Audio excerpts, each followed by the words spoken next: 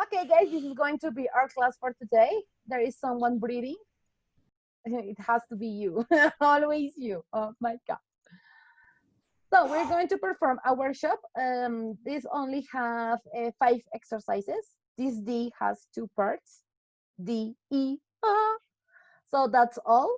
And this has only the topics we already saw in the third term that are, this is linear equation systems, linear functions, and linear equation system. This is linear equation system, and this is problem solving using linear equation systems. Okay, so that will be all.